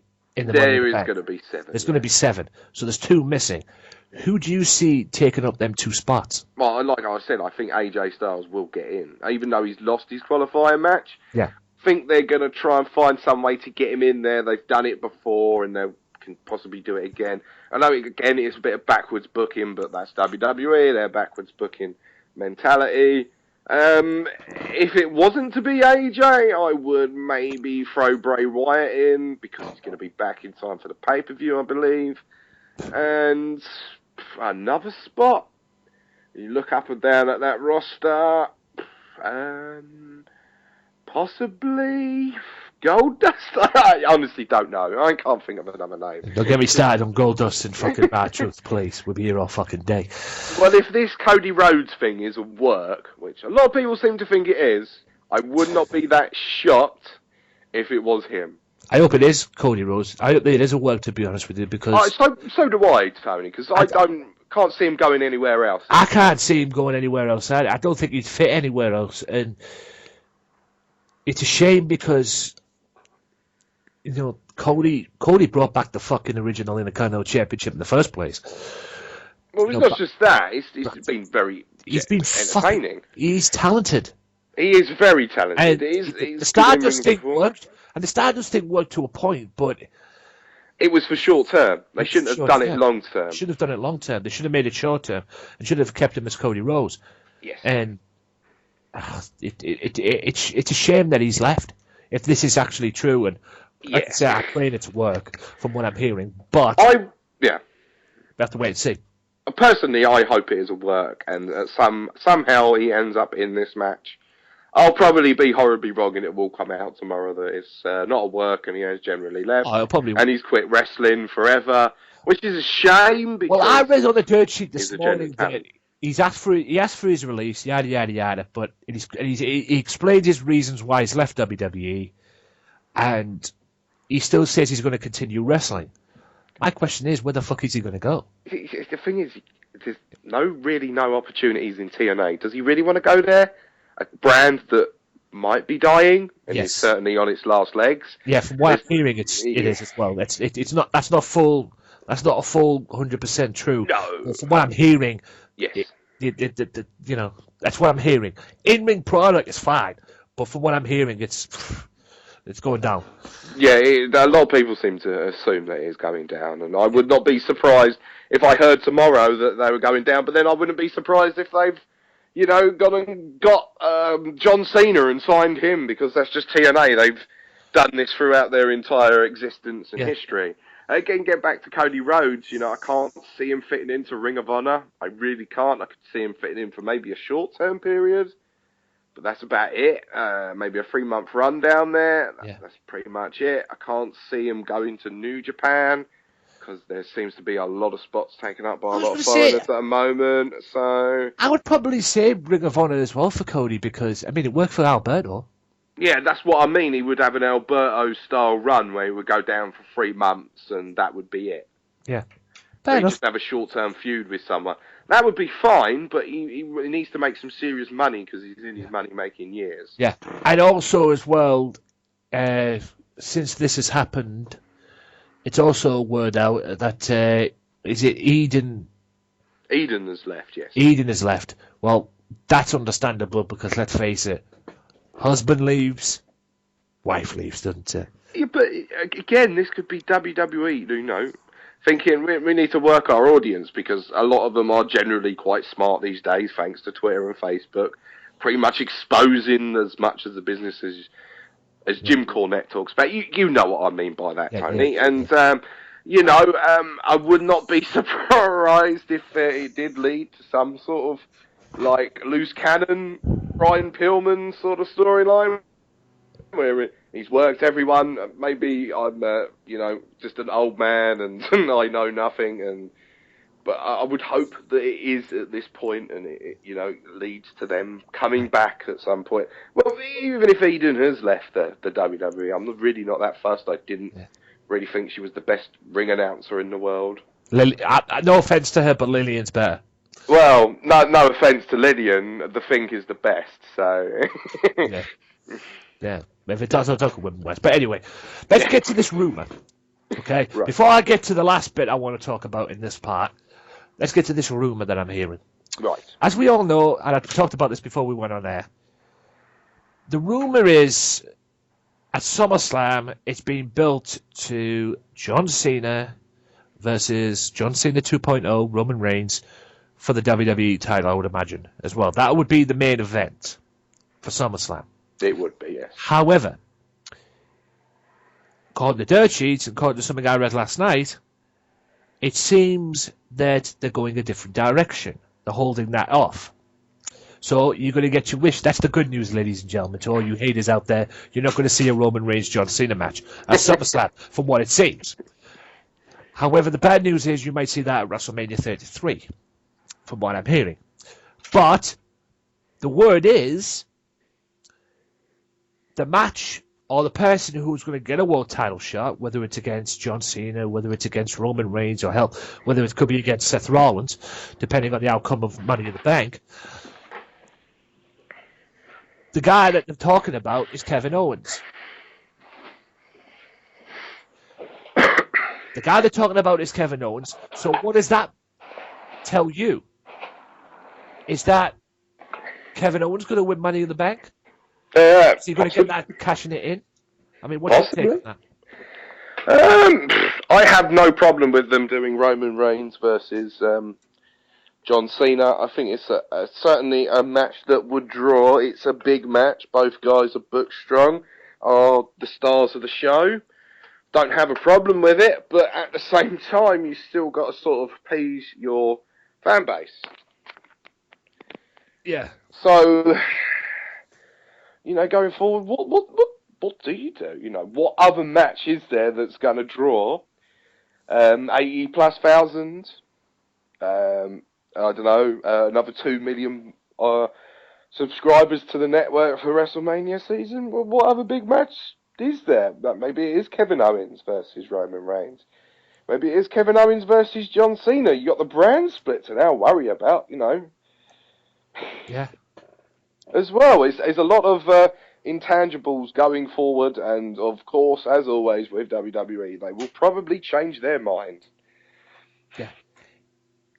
Also, let's talk about the last thing that I want to talk about in this part as well, before I get the ratings on... actually, there's two things I want to talk about. Before the ratings that I want to get for Extreme Rules and Raw, we'll get them in this half as well. The Club, ladies and gentlemen. AJ Styles, Carl Anderson, and Dark Gallows. They've split. They had a falling out on Raw. AJ's blaming them for not being champion, yada, yada, yada. Courtesy what's going down on June 8th, and there's rumours flying around that Mr. Balor is going to come to the main roster and be a heel. Do you think this is paving the way for the original Club, if you will? Well, they'll be called Bulletproof, won't they? Or will they be called Balor Club? I don't fucking know. I was thinking as well. I saw this thing, Bulletproof, on the thing. I'm like, oh my God. I prefer Balor Club myself, if I had to pick the name. To be fair, I really don't want them to all be associated with one another. I'd rather Finn Balor come up on his own, turn heel, and be rock and roller Finn Balor, which was a very entertaining heel in New Japan back in the day, which obviously led to the Bullet Club coming together at some point. But I don't really want them to be together. I'd much rather Finn be on his own, and I'd much rather Anderson and Gallows be as a team, and AJ Styles on his own. I don't see any upside. I think AJ definitely needs to be on his own, but could you see WWE doing this? The split up now. Yes. And then bringing Balor up and then putting Balor in with Anderson and Gallows as a little thing. Mm-hmm. Do you see them going two ways with this? Having them feud because they fell out, Styles, Anderson, and Gallows, having them fall out, or basically off of what happened when they kicked Styles out in Japan. Obviously, that's going to be ringing around Styles' head as well, when they eventually kicked him out of Bullet Club in Japan. But do you really want to do an angle that only, 25% of your audience know about? It could educate them a bit. It could educate them. It could educate them and make them want to go and make them want to look back and think, "What the fuck are you talking about here?" Boom, boom, boom, boom, boom. Yeah, so basically, you're promoting another brand. Then I know WWE have been very, very good recently, and by dropping New Japan by name, but I don't think they're going to want to do basically a New Japan angle. I really don't think so. This is WWE we're talking about. They never could. You said they're going to do something, and they end up doing it anyway, just to benefit them. They always seize the opportunity, believe you me. They will, yes. If they believe that it can draw money, they will certainly seize the opportunity. If they can believe that, and they can take advantage of it, they'll take a fucking advantage of it. But like I'm saying, do they believe that 25% of their audience that is already clued up to it is going to be like, oh, well, I'm going to pay all that money to see that? Yeah. Well, it's an option. It's an option, like I say. But that 25%, at least 15% of them, never going to watch WWE ever again because they don't want to watch it, basically. Yeah, that's true. But like I say, you never know with WWE. Whatever could work for them. If they come up with an idea that could draw money, they'll fucking go for it. Oh yeah, they'll certainly go for it. I just don't believe that you should do that. If they do it, then all power to them. I hope that they're able to draw hundreds of millions of pounds and propels all the guys into the main event. I really do, but I can't see. You're right about one thing, though. It has to be creatively done. It has to be done creatively, correct. Correct, because if it's not, then it's really going to fuck up. It's going to fuck up. I can't see them basically acknowinging that would too probably much be the about scary thing of why people can't see it, to be honest with you, because, the creative they've got there now, they'll probably fuck it up. Well, no, again, it all comes down to it's not really the creative's fault, it's more Vince and Kevin Dunn's fault. They're the ones that have final say pretty much on everything, so... You're out of touch. That's a video on YouTube. If you haven't seen it, I've seen it. Yes. Yeah, I'll put the link in the description. It just fits into a T. I'm in professional wrestling. No, you're in sports entertainment. I swear I'll punch him in that video. It's not pro wrestling, damn it! It's sports entertainment, or is it? I swear I still wanted to just spark him in that video. You could actually see the seethe. And if there's anyone who should know never to piss off a rattlesnake, it's Vince. Well, that's a good point, yes. But you see them also going with the other option as well. Could they swerve this? They fell out on Raw, they bring Balor up, they have the original Bullet Club is reformed in WWE as the club, or the Balor Club, or the fucking Bulletproof, whatever the fucking call themselves. Do you see them bringing AJ in as a fourth guy? They could. They could certainly do that, but then who is the leader of the group? I know that the Young Bucks have said before, and so has Cole Anderson said before, there is no leader of the Bullet Club, Bulletproof, Balor Club, whatever the fucking they're calling them. Yeah, but at the end of the day, the only reason AJ became the leader of the Bullet Club, or the voice of the Bullet Club, or whatever the fuck he was in the Bullet Club, the only reason he became there... The man of the Bullet Club. Yes, there you go. The only reason he became the man is because Balor went to WWE. Or Prince Devitt, whatever you want to call him. Yes, and they wanted to carry on the angle of the Bullet Club angle. Exactly. And so perfect person for that was AJ Styles, because absolutely. TNA have decided that they don't want to pay him any more money anymore. Yeah. So. TNA's loss was Japan's gain. It certainly was. And it was every New Japan fan's gain to see him versus Okada and Tanahashi and Okada. And Nakamura, you just got so many great matches out of it. But, that was 2 years ago. So yeah, fucking Japan was in dream world at that point in wrestling. But like I said, I mean, obviously the original member would be, or the original guy, Finn Balor, Prince Devitt, whatever you want to call him, would be the guy, because we all know at the end of the day, he founded the Bullet Club. So I would stick him as the leader. Have the two guys there as the henchmen, Luke Gallows and Doc Gallows and Carl Anderson. Yes. And then bring AJ in as a fourth guy and have the whole guys in. Or the only problem that I have with that, Tony, and that is who, like I said, who is the leader? Well, there's no leader. AJ is it Devitt? You've got to focus on one person as focus on Devitt, because he was the founder. the only problem is it will devalue AJ, and AJ at this point he's getting over quite considerably well as the main eventer. So I don't think that's a good idea to do that. Yeah, thinking about it, yeah. But at the end of the day, it would be smart to go and see it that way. But I suppose thinking about it, yeah, the way AJ's got over in WWE and that, they'll probably go AJ. Again, it's taking money off the table. You know, you might as well do AJ Styles and Finn Balor, and fuck me, that would just be a fucking amazing match. Yeah, it would be like. I'd definitely watch that at WrestleMania. I'd definitely pay to see that at WrestleMania. But do you think Finn Balor's got over in WWE? Unfortunately, with Finn, and this happened in Japan, he's a very bland babyface. He's much better as a heel. Much better as a heel. Well, they might get their wish in WWE because, like I said, the rumor is he's going to come to the main roster and he's going to be a heel. And like I said, Rock and Roller Finn Balor was just so entertaining. You know, he come out in the spangly jacket and he just cut these awesome promos about taking over, and then obviously that all led to the Bullet Club forming and everything back in 2013. I like the Demon one, to be honest. I've always... I like all the paintwork, and I think that's looks very, very smart. But you know, why is he the Demon? Why does he need to become the Demon to be able to vanquish people? Why can't he be the Demon all the time? That's again another argument. If it was me, I would certainly bring up Finn Balor as a heel. I just see there's more options for him as a heel. You can build him up and have him in a good program of Roman Reigns or John Cena, because obviously they are the stars of the show. Yeah. Also the head. Yeah, there's definitely the stars of the show, and I think everybody would want to see that and see Cena get his ass kicked. But let's go to the other ones. Were obviously I mentioned the New Day beating Social Outcasts, excuse me. 3 members of Social Outcasts, since one of them's on the shelf due to a suspension. He's left now, so. Has he left? Yeah, he's put in his release this week. Was that Adam Rose? Oh God, poor bastard. And also the situation involving Charlotte and Charlotte dismissing her father, who was no longer her manager, which in a way needed to be done, but did you have to do it like that? Yes, because it gets so much fucking heat on her, and you've given Rick a really good exit. I'm sure Rick was basically pulling for that to be the way, because you know what Rick's like, he can cry on cue.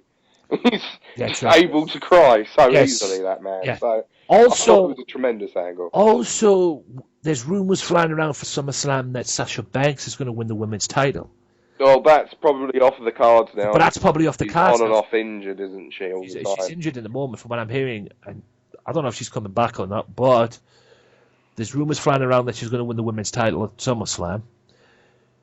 But it seems that the injury is derailing Vince's thinking about, not that he does with any other, with not just Sasha Banks, he does it with a few other people as well. He's done it with other people, yeah. Yes, he's he's thinking about, will that derail her push? Will she be able to get that? A possibility. Vince has been known before with people that have got injured every now and again.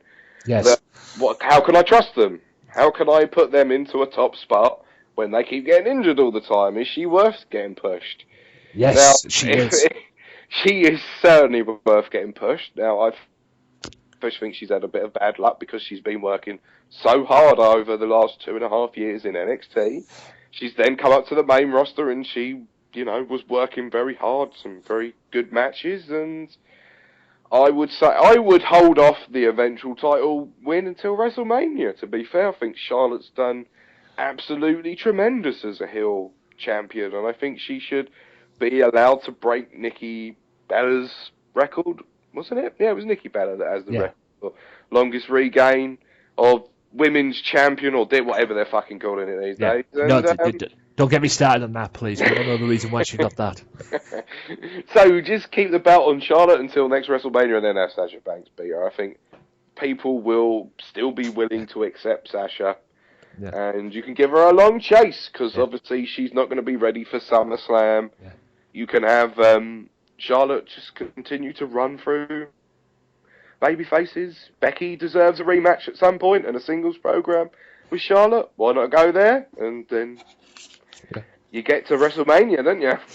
Yeah, don't get me started on freaking the whole Brie Bella being, or is it Nikki Bella being the longest Divas champion? We all know how she got that. Yeah, well, we know. Well, let's be fair, it's because AJ was the longest regaining champion, and they were trying to stick it to her, even though she doesn't give a shit, and the same with her husband doesn't give a shit about it. So there you go. Yeah, and also a certain Superman helping out backstage in politics. Well, because she's banging John Cena. Yep. Okay. Hence the. Yeah, I got it, Tony. Don't worry. Yeah, because we all know it could be in the thing, and also Enzo returns as well. Great to see him back, and that about wraps that up. So, for Extreme Rules, what's your rating out of 10 for Extreme Rules? What would you give it? You know what? I would give it a solid 9.5 out of 10. I really enjoyed it. Actually, I think that's maybe a bit steep. I'll give it a 9 because the Asylum match really drags. And you hated that, ladies and gentlemen. You can tell you hated that. Yeah, I did really hate it. I didn't. What about Raw? Raw? That's because I didn't really watch all the show. I just basically watched about that highlight video that WWE puts up on YouTube. So I can't really give it a rating because I can't really judge it fairly because I haven't watched the entire show. Fair enough. But I think it's fair of me to give it a rating, do you? No, but you know when it came, but you know what happened on it, so that's all that counts. At the end of the day, we all got our glimpse of it and all that. And that about wraps it up for part 2, ladies and gentlemen. And we'll be back in part 3, where I'll be giving you a top 10, courtesy of good old Walt Culture. Great, guys. Top 10 most shocking returns, all based off what happened with Seth Rollins. This was all the fallout with Seth Rollins and everything, and Culture decided to do a top 10 most shocking wrestling returns. But why not, eh? Yeah, why not? We all enjoy top 10s. They're very enjoyable. Yes, they are very enjoyable, especially if they are from WhatCulture.com. What Culture Wrestling, that is. We all also will talk the brand split as well. Get your thoughts on that as well. I've already given my opinions on that, and I'll give them again, but we'll get Billy's as well. We'll get that in the commercial. We'll get that after the break, so stay tuned, ladies and gentlemen, for the last part. We'll be back right after this. Be sure to listen to the Sunday Segway Wrestling Podcast. What? Every Sunday with Kenny Killer and the Galdem Sugar Shuggs. Yes! With all the news, views, and laughter that you want. They like jet airplanes. They like long limousines.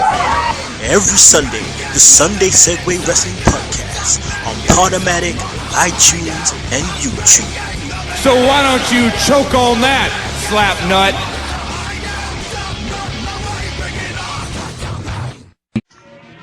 There's only one wrestling podcast that gives you honest, uncut opinions and the most unique trivia since WWE did The Weakest Link. And the only place you can hear the show-stealing podcast promo every single week. Covering WWE, TNA, Ring of Honor, Lucha Underground. Matt's Wrestling Podcast is the place for you. Join myself, Evan Money McCabe, the Phoenix, and the Butcher. Sundays at 7 p.m. UK time, 2 p.m. Eastern time with your host, Danny Dangerously, on VOC Nation and the Swerve Talk Network. Go to matchwrestling.wix.com/matchwrestling or follow us at Match Wrestling UK for more details. Give in to the madness.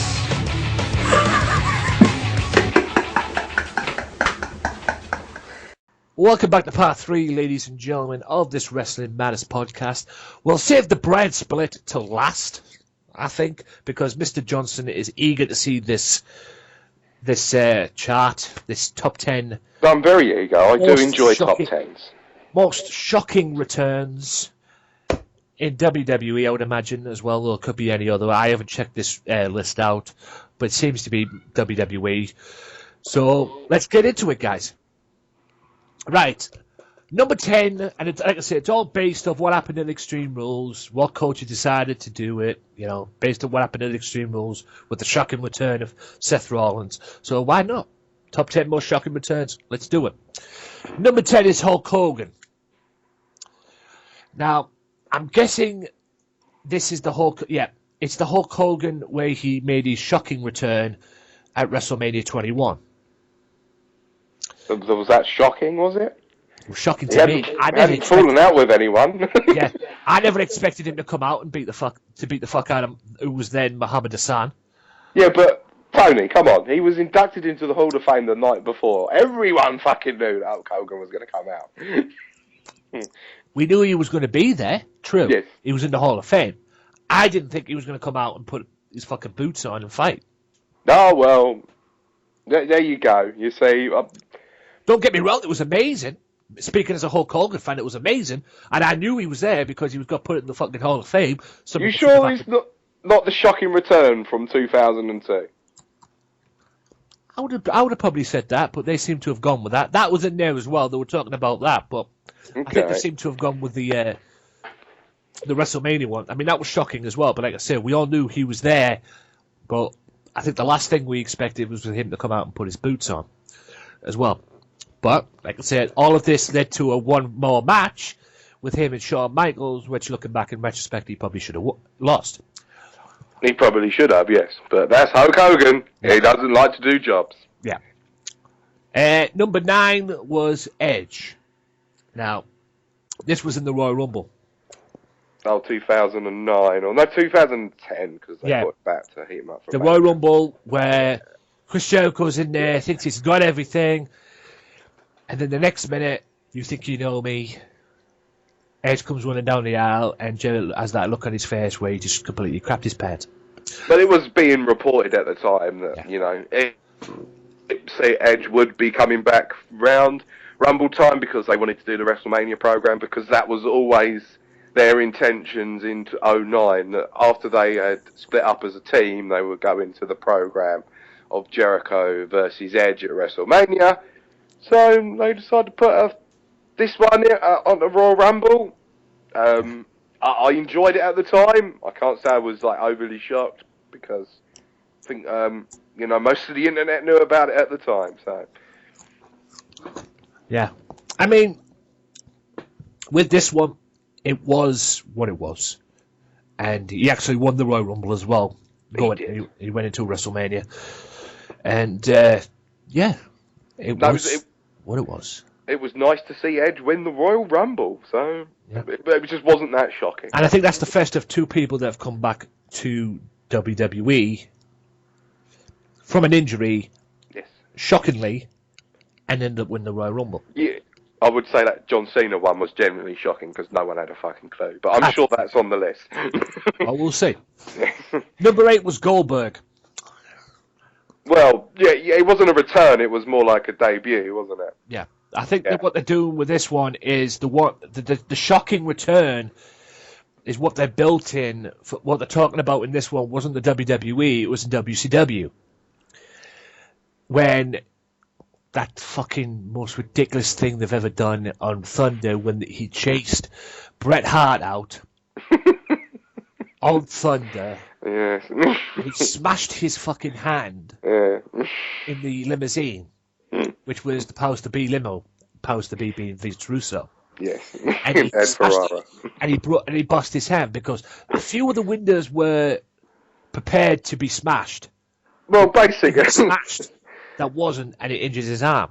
No. What what Goldberg did, because Goldberg was, notorious for I have to protect my image at all costs. He said, I don't want to have one of those crappy windows. What you should do is put a little bit of pipe in my glove, and basically it'll come out in the glove so it would be able to smash the window. Well, obviously it didn't come out in the glove, the little bit of pipe, and he ended up putting his entire arm through a window and ended up losing, I think it was about 7 pints of blood or something shocking like that. Yeah. I'll put the link in the description to the video, guys. You can actually see the mark on his arm. It actually shows you the mark on his arm.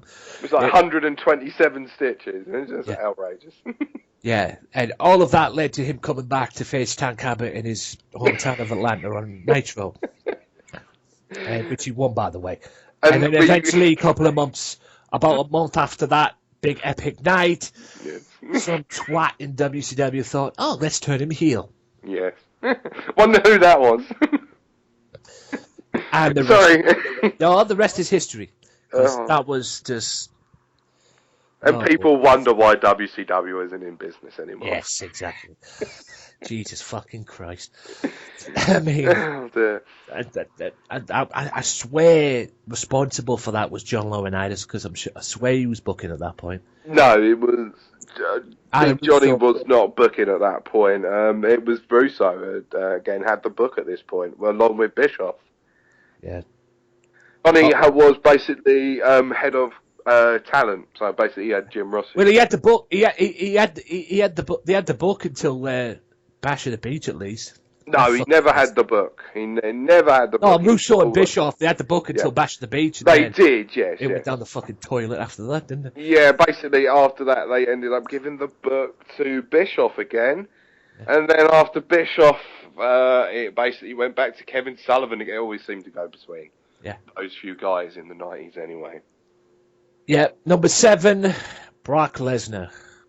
That was pretty generally shocking. Again, no one really knew about it. They'd heard all about of this. All of this started with him and that horrible match he had at WrestleMania 20 with Goldberg. Yes. Which was a very big disappointment. And then he goes off to an NFL career. He gets about 3 weeks' notice. Yeah. He goes to about an NFL career. Yes. And then he goes and beats the World Heavyweight Champion in the UFC.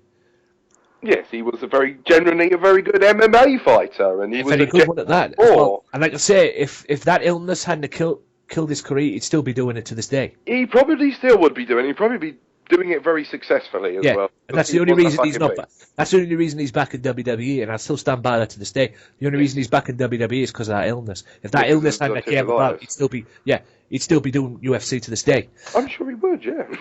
But he came back the night after WrestleMania when Rock beat John Cena.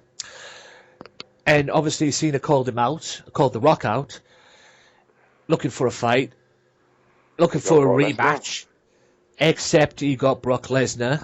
He did. And the rest is history. Brock Lesnar came out, F5'd him, kicked his hat away, and all of that led to his match their match at Extreme Rules. A generally very shocking moment in WWE history. Yeah. Because no one knew about it. No one knew about it. They knew. They had some idea of it. They didn't think it was going to actually happen. I don't really remember anyone ever reporting about it at the time. Well, there was rumours flying around that he was in talks with them. There was a few bits of rumours flying around that he was going to talk. I don't think anybody expected it to go through. But I think it was one of them things where you hear it in the dirt sheets, you're like, it's not going to happen. Well, if you hear Dave talking about it, I'll spoil him out, sir, If he's talking about it, then, it normally generally going to happen, but he always said, I don't think it is going to happen because there's this problem and that problem there. And, there was the Paul Heyman problem as well because he wanted him to be and Paul Heyman had didn't want him there. Paul Heyman had at the time anyway, had no intention of coming back. No, that was the problem. WWE didn't want to have him anywhere near Brock, and Brock wasn't going to sign unless they did, bring Paul Heyman back in as his legit manager, because that's his legit manager. Yeah. Without Paul Heyman, there is no Brock Lesnar, basically. No, you've got a fucked up Brock Lesnar, basically. This is a legit business manager, so if you want to do a deal with Brock, you got to get Paul in as well. So. I think at one point they tried to have what they call a Bees manager at some point as well, Johnny, which... Thank God Paul Heyman came back, that's all I can say on that one. Oh, but basically Paul didn't want to be on TV, so they put Johnny Ace with Brock Lesnar just for a little while. Yes. Thankfully he decided... I think Paul saw that, he thought, oh, fuck that, I'm going back on TV. Well, get rid of Laurinaitis, I'm going back on.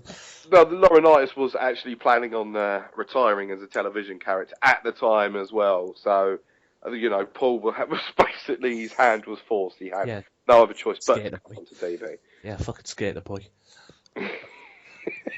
I'm glad he's dynamic, man, and he's a dude. Yeah. A dynamic skater boy. Thank God they got rid of him. They took him upstairs. Thank God he chose to retire, whatever. Fucking And clown again, shit. people wonder why WCW isn't in business. Exactly. Number 6. Remember that John Cena return that you said at the Royal? Oh, yes. That's number 6. That was 6. Fucking no one knew about that. That was the thing, because at the time, on the internet, I always used to be on the internet back then. Yeah. And it was being reported that John Cena was going to be out, like, beyond the WrestleMania that year, which was going to be WrestleMania 24. So when he came back, I was with a bunch of Cena marks that night watching the show, and they were like, "Oh, you were wrong. He's come back. He can come back." And I just remember it, and I was like genuinely really shocked. I was like, "What? Hey, well, how did he come back so quickly?" So that was genuinely a very shocking thing. And I do remember the entire wrestling community being in just like, fucking hell, I cannot believe that this man has come back so quickly from that injury. Yeah. Number 5 was CM Punk. When did he return? It was do you remember when they did that tournament for the WWE title when he fucked Oh up? God, yeah, I remember. Yeah, they rushed him back after about a week. So yeah. That tournament when they did the WWE Championship on Raw. They did, yes. They gave the tournament win to Rey Mysterio, only to have him drop it the same night to John Cena. No, that's correct, yes. John Cena was expecting Alberto Del Rio, because everybody thought Alberto Del Rio was going to get a shot at the title. Because he was going to cash in, wasn't he? And then CM Punk returned. Leads to their undisputed title match at SummerSlam, which ended in a clusterfuck, and then Alberto catches in, and rest is history. Pretty much, yeah. Yeah. So it wasn't that shocking. Well, it was shocking because it was like, well, why are you bringing him back so early? You know, you're doing this storyline where he supposedly quit, and you brought him back after, 8 days? Come on, WWE, you know. Have some patience, for Christ's sake. Yeah. And in the process, they killed Rey Mysterio as well. Pretty much, yeah. They didn't do much for Rey Mysterio on that either. Didn't really do much for CM Punk's credibility either. Yeah, it's fucking... I mean, it's Rey Mysterio, it's Rey Mysterio. And the thing that made me laugh about that situation is they all come in the ring. Right? CM Punk's in the ring, John Cena's in the ring, and they have the freaking belt up. And he's like, no matter what happened, John Cena's like, the champ is here. And I'm like, no, John. You're not the champion. You didn't beat Punk. Until you've beaten Punk, you're not the champion. And he got booed out of the building, and when Punk raised his belt up, and it was like the cheering, and then John... I swear John walked off like he had a huff. Probably, yeah. He's probably pissed off with creative. That's the way he walked off. Like, looking back on it now, if you look back on it, the way he walked off and the way he looked at CM Punk and everything, I swear he was walking off in a huff. No, I really wouldn't be that surprised because, like I said, you know, he thought this angle with Punk was going to be like a long, slow burn, so Punk would be off, like, defending it all over the place. Yeah. There was even talk of him going to Ring of Honor to defend the WWE title, for fuck's sake. That would have been, like, history-making if that had actually happened. Number 4. In the end, they didn't. So. No. In the end, they didn't go with that. You're right. God, I mean, he just like walked off. It was like he just looked at him. It was great. And it was a good angle. It was a great angle. Number 4 was Stone Cold Steve Austin. Well, Steve's quit and returned so many times. It was just. But the thing is, it wasn't the one when he quit for a year and then came back. That wasn't it. Right.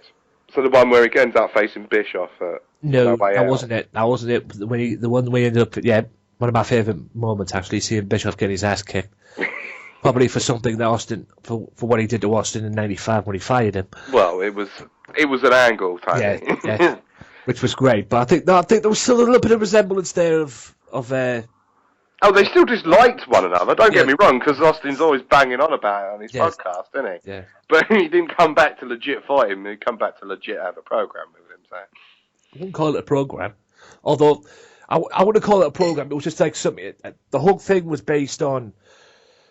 I think Vince was dying. I think leading into it, I think Vince was dying to get rid of him as GM because he had Shane on standby at one point as well. Which but Shane didn't want to come back to TV anyway at that point. So, But anyway, that was not it. The shocking moment they picked was him coming back during the Rock Triple H match at Backlash in 2000. Oh, that was genuinely shocking. But then I wasn't reading The Observer or Power Slam at that point, so I wasn't really clued up to the business. So I really didn't have a clue what was going on. All of that led to the what happened when he got ran over at Survivor Series, even though it was about his neck surgery and everything, and he didn't officially come back until officially came back that year, but he didn't officially come back until Unforgiven of 2000. That's correct, yes. So he come back with a nice big old beer gut and tried to run to the ring, and I must admit, I watched that on Channel 4, and my jaw dropped. So yes, ladies and gentlemen, WWE was on Channel 4 at that point. It was, yes. We got to see Mae Young's fun bags on Channel 4. Yes, I bet you Channel 4. I bet them poor bastards love that. I bet they did. Number 3 was Ric Flair, and then that was the night after the Alliance Survivor Series. Again, yeah, that was generally quite shocking because I didn't know his WCW deal was up. Yeah. No one knew. They played to the point where they had Shane and Steph sold their stock to the consortium. He led the consortium. Led them to being 50-50, and all of that led to the very first and what is going to take place again, the brand split. Yes. That was, again, like I said, that was generally quite shocking because no one knew that his Time Warner WCW contract had expired because a lot of the guys, WWE wouldn't buy out their contracts that Time Warner was still paying guys like Flair, Goldberg, Hogan at that time. Yeah. They wouldn't buy them out, so it was generally quite shocking to see Flair. Exactly. Since the first night, this goes into number 2. Because number 2, on the same night, TNA was live. This was in 2010. And Raw was on the same night as well, because TNA went and competed with... I know Hogan and Bischoff had this idea that TNA could actually compete with Raw. Yeah. Wow. For about 5 weeks, and then they fucking realised. Yeah, they fucking realised. How stupid they are. They were on the fucking stage. But the very first time they did it, while they were doing their thing on TNA, Bret Hart returned on Raw. He did. And that's number 2. That should be number 1, in my opinion. No, that should really be number 1, because that was...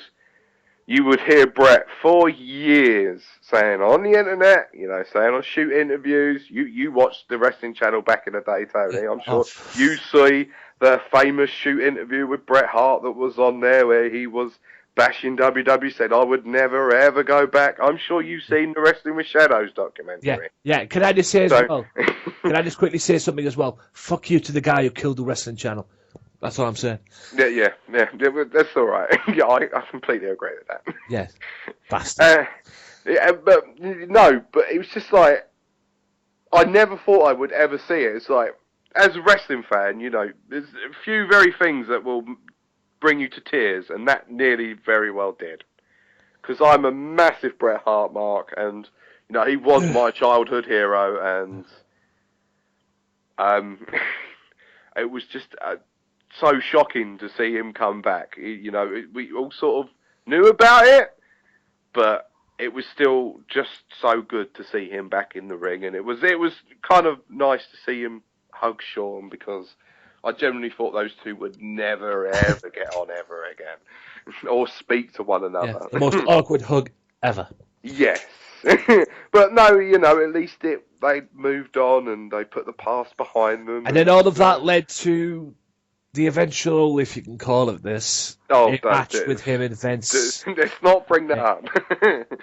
A match with him and Vince at Mania, which turned into basically every single member of the Hart family onto Vince. Yeah, we've got Bruce Hart at WrestleMania, for fuck's sake. No one wants to see Bruce Hart at WrestleMania. Back when they had the Hart Dynasty, ladies and gentlemen.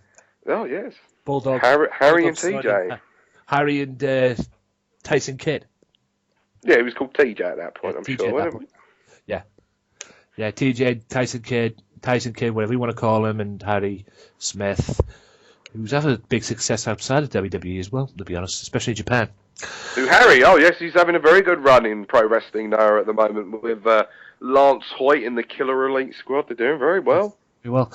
Anyway, number one, you probably thought that should have been at number one, but number one,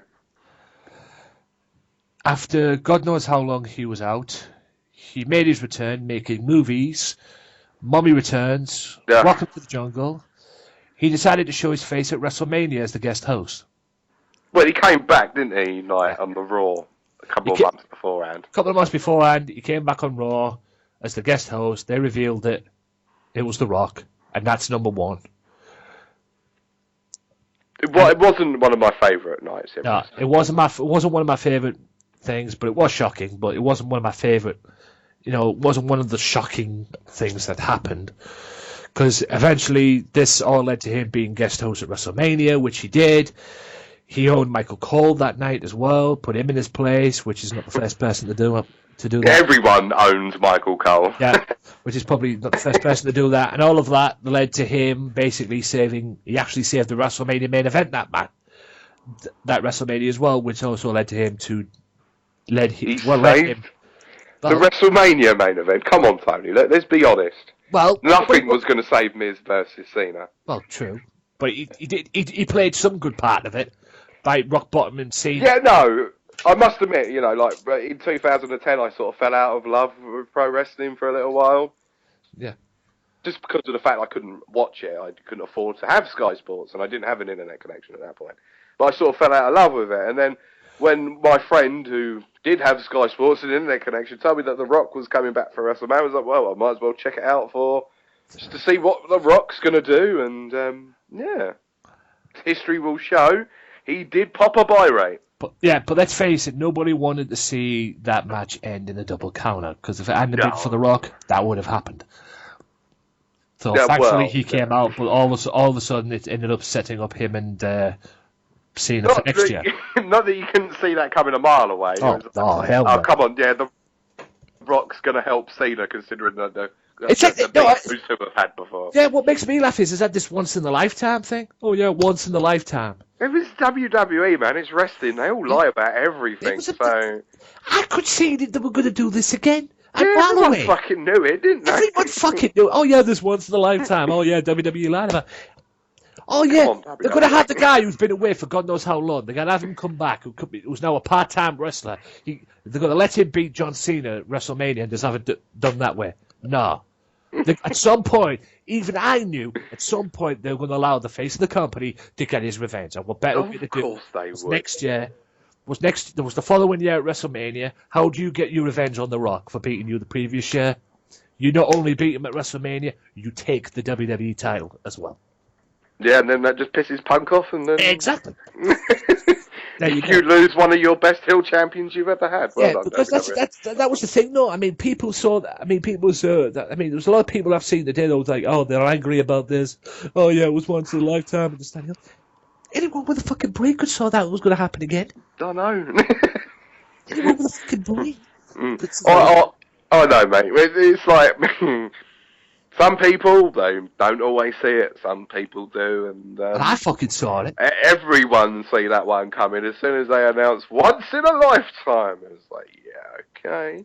Bullshit. They say, yeah. Yeah, bullshit. Complete to bullshit. Yeah, so I enjoyed that list. I think we dissected that list very well. I would like to know who put that together. So I could say, well done. For more lists like that, ladies and gentlemen, check out What Culture Wrestling on YouTube.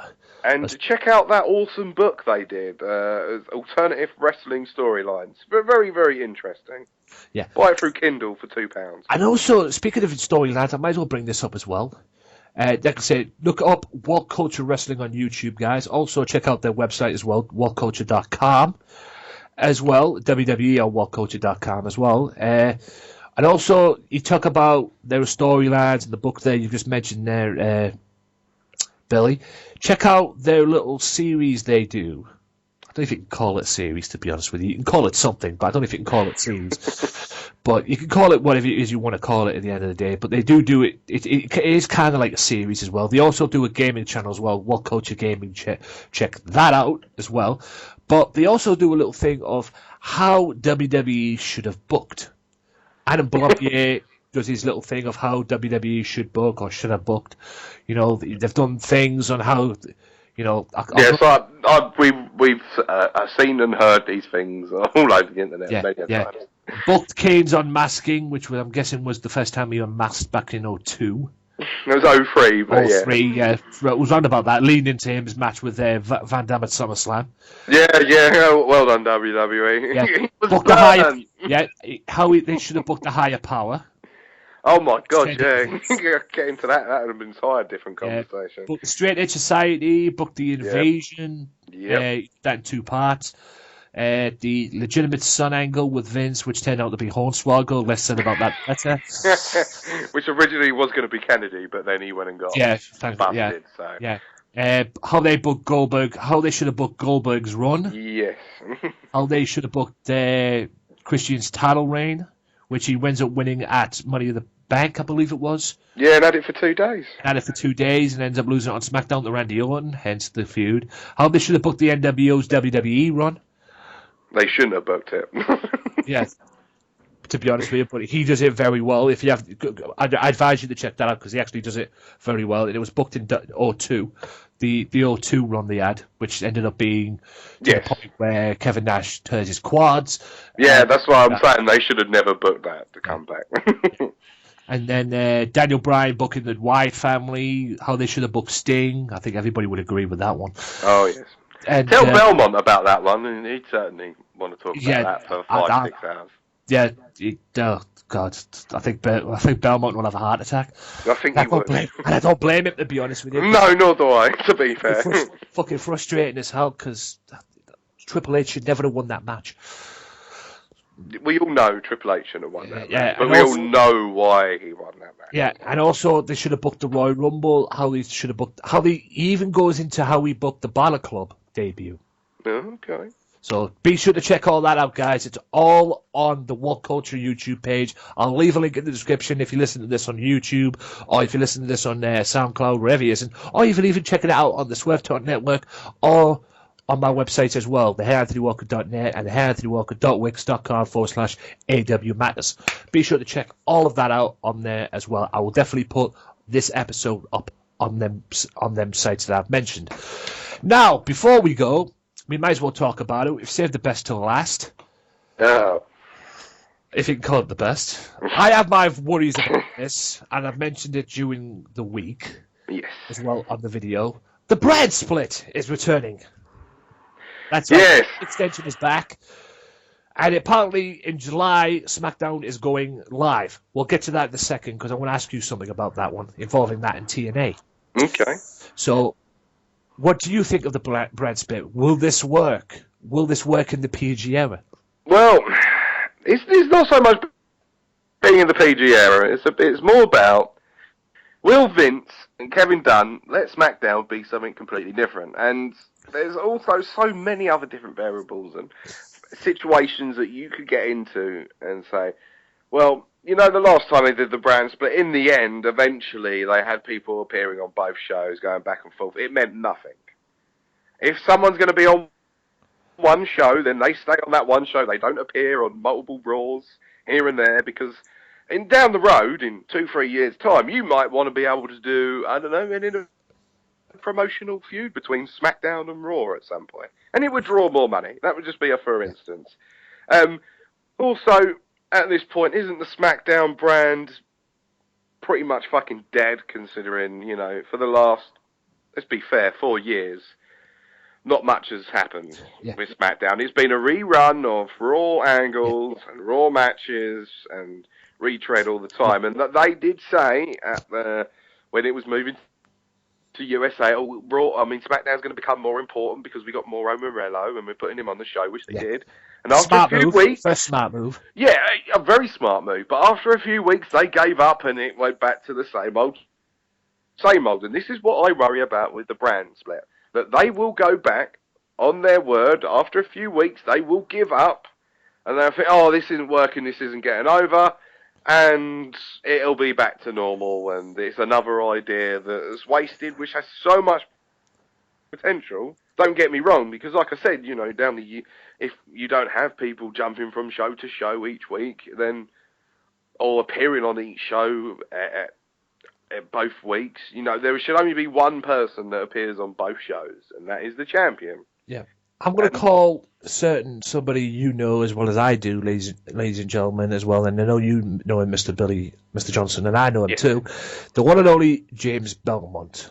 I'm going to call him out on this one. I read his tweet during the week that when he heard the brand split, he was thinking that they were going to bring back the world title again. No, I don't think they should do that. No. I agree with you wholeheartedly because I don't see that. Not only do I think they should, don't get me wrong, they should bring, have two title champions again, but I don't see them doing that.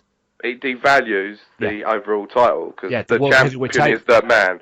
That's the title. You don't have two titles because it's devalued. Yes. That's my opinion on it. You know, me and James have very different opinions on the wrestling business, but I agree we do get on very well. I agree with you in certain aspects of what you've just said there, because although I do want them to bring the world title back and have the WWE title back again on Raw or SmackDown or whatever the fuck they're going to put it on, but the World Heavyweight Championship belt hasn't been around that long, has it?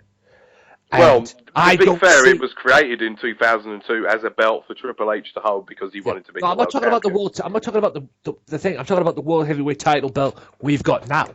Right, okay, so that's the WWE title. That's what they call it. The World Heavyweight title to me is the big gold belt from WCW. There you go. But that's what I'm saying. The WWE World Heavyweight Championship hasn't been around that long. So it's been around since the 60s. So yeah, it's been around since the 60s. But this incarnation of the championship hasn't been around that long. This was brought in. I believe this was brought in at TLC time when they had Cena versus Orton. Well, basically they had a unification. Yeah, it was unification. With Cena and Orton, and then it was TLC 2013. Yeah, that's so it's 2.5 years old. Yeah, 2013. Fucking Christ, I didn't realise it was that long. Fuck. I know. Fuck me. That's a news. Well, I didn't realise it was that long there. I was mistaken there, guys. I didn't realise it was that long. 2013. Fuck. It's not that long ago, because really, if you think about it, that's 2 and a bit years. Yeah, it's exactly not that long. Yes, but I didn't realise it was that long. Fuck. But anyway, that's the reason thing. So all these things about Roman Reigns is going to be on both shows. This is what I think is going to happen with the belts. Whether you agree with this or not, I don't know. But the World Championship will probably have been on both shows. So it should be. I think it on should SmackDown. So whoever the world champion is, whether it's Cena, whether it's Roman Reigns, whether it's Kevin Owens, whether it's Seth Rollins, whoever the fuck it is, or Brock Lesnar, that champion will be on both shows. Well, the thing is, you don't have to book him each week to be on both shows. You can book him every now and again to be especially on both if you're Brock Lesnar, Mr. Part-Time. Exactly. Yeah, it gives that. It adds a little bit of mystique to the championship as well, which it has worked in the past, no doubt. Exactly, because you're about my age, Tony. You remember growing up, the champion wasn't on TV every week. The title wasn't defended each and every week. So. Especially when Raw was around, it wasn't always defended on Raw. It wasn't always defended on Superstars. It was mainly safe for pay-per-views. Yeah, exactly. Back in the day. Also, with the Intercontinental Championship and the US titles, should it still be around, they will be on separate shows. I'm sure they will be, and I'm sure they will bring the Cruiserweight title back as well. I hope so. If they bring it, it'd be a perfect idea if they're doing this Cruiserweight tournament. Exactly. Why not put it on Zack Sabre Jr. and have him on SmackDown? Or put it on a Noam Dar, or put it on a fucking whoever else is in there, Ricochet, whoever else is going to be in there. No, Ricochet's not going to be involved, but like I said, I think Zack Sabre Jr. is going to be the one that they're going to pick to win it, to be perfectly honest. You could stick it on, like you said, you could stick it on, and I'd love to see a Noam Dar have it, but I think he's going to be one of the guys that's going to end up losing in the first round, unfortunately. You could possibly put it on Rich Swann, because he's under contract. Very good cruiserweight. He's been around on the scene for about 10 years now, so why not stick it on him? That'd be a perfect way. But there's one thing they need to fucking do, and I said this on my video during the week when I Since everybody else was talking about the brand split, I decided to do a video on from my YouTube channel, the Wrestling Matters YouTube. So I thought everybody's fucking talking about it, so I might as well talk about it myself and give my opinions. There's one thing they need to fucking do about this: the tag belts. Oh yes, they need to change. Last time I checked, tag team titles or world championships were gold belts. Yeah, they're like 2 pence pennies, aren't they? Exactly. I know. Get rid of them and bring some credible world title. Bring back the world tag team titles. Will they do what they used to do back in the day, where they had the world tag team champions on Raw and the WWE tag team titles on SmackDown? No, I don't think so. I don't personally want to see them do that. I just think they should name them the world tag team titles, have them as gold. Yeah. They look nice with gold. And you could have the tag team champions exclusive to one show, or you could maybe do what the world champion does. You make him seem important by having them on both shows. That's what I'm saying. Put them on both shows. That would work. That would work, and that would make more sense to do that. But first of all, before you do that, you need to change the fucking belts. You do, yeah. I completely agree with that. I hate the way those tag teams. I do not like them belts. I wouldn't even go for them belts. Apparently, there's an option on WWE 2K16 doing the career mode. You can actually fight for them titles. I wouldn't even fucking go for them. You'll go for the WCW ones every time. I'd go for the WWE ones or the WCW titles back when there was a credible tag team titles. Like you said, like 2 fucking pence pieces. They look awful, and I think they've had the second they busted those titles out when. I think it was the Hart Dynasty were the first team with them. Oh, God, terrible. I swear Bret Hart probably took one look at them belts when he brought them out and said, what the fuck am I taking out here? Why am I taking out 2 pence pieces? What the fuck? You know, they're not tag team titles. They're not how tag team championships should be. It's like 2 incarnations of the Cena belt when he had the US title. The spinner was a terrible idea. Not for the US title, it wasn't. The US for the US title, no, but I would say for the world title. For the world title, maybe, but for the US title, no. No, it didn't really matter. That's what they're like, except they're bronze. They look terrible, and I think we can both agree that they should be changed. Yes, they should be changed big time. I don't think anybody. I can't picture anybody walking around being proud to hold them titles, to be honest. So, what I think they should also do is the women's champion should be not exclusive to any show either. But I think, like you say, you should have some underneath singles titles that are exclusive to that show. I think that's a great idea with the IC title on Raw or on SmackDown and the US title vice versa, and then the Cruiserweight title, maybe you could create a television title. Yeah, I said I created an NXT TV title on WWE 2K16, so maybe they could do that for the NXT. No, that's a possibility. If it was me, I'd like to have 2 underneath single titles on one brand and the same over there. Maybe you do a women's tag team titles or something like that on one show. Well, the last question I'll ask you, since you brought up the women's title, okay? And yes, I do agree with you. Not forgetting about the women's titles, they should have that on. They should have not have that exclusive to one show. They should have that like the world champion, make that, have that women's champion on both shows. Yes. But I read something the other day that kind of got my attention. Right. Everybody has their WWE Money in the Bank thing. When it gets a world title shot, he's guaranteed to be world champion at some point. Yes. It depends how they cash it in. Do you think they should do the same for the women's title? Oh, of course, yes. I think if you want to put an importance on that division and say that women are on equal footing as men, which they are in society now, it's not the 50s anymore. For fuck's sake, why not do it? I would love to see a women's ladder match. Maybe you put 4 women in there. Because you haven't really got 7 established women that are over enough to have a ladder match. Maybe you do it with 4.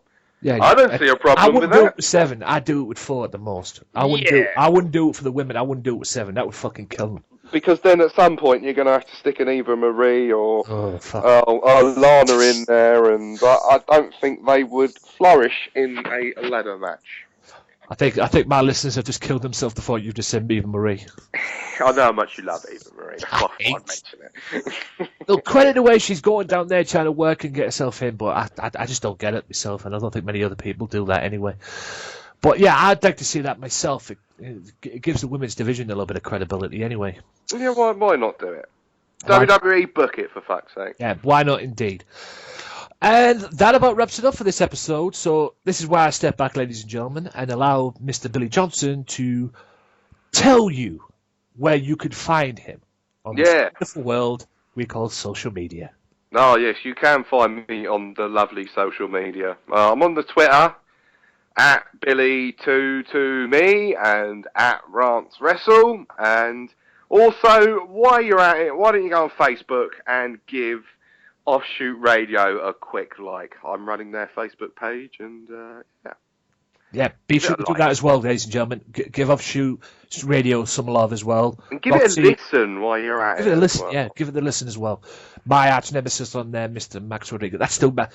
That still fucking haunts me today. Mike Rodriguez beating me in that fucking what I call it. We need to get that sorted out again. I want a rematch. How could you say Detroit, Michigan? It's Battle Creek. Do you know what the fucked up thing about that was, Billy? Right? You know what the fucked up thing about that was?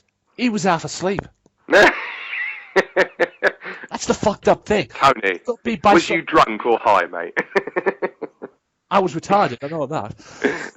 You know, we all have brain farts. So yes, I definitely had one that day. But the fucked up thing about it was he was fucking half asleep.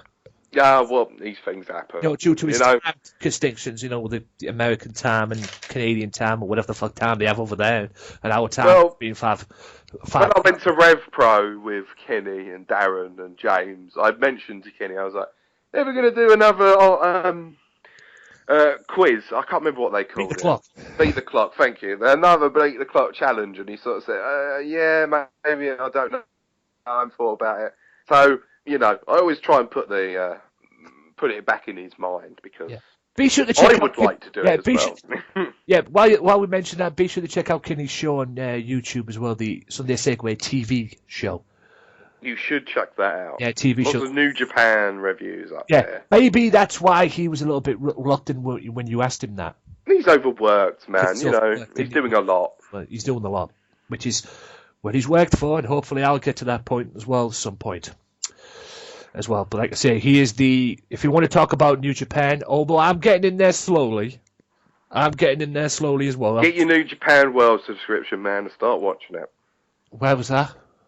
Your New Japan World subscription. World subscription. How much? It's $5.99.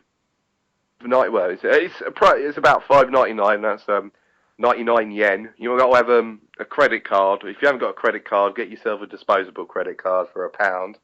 And put your $5.99 on there a month and go and sign up. Use Google Chrome to translate the page for you. It's very easy.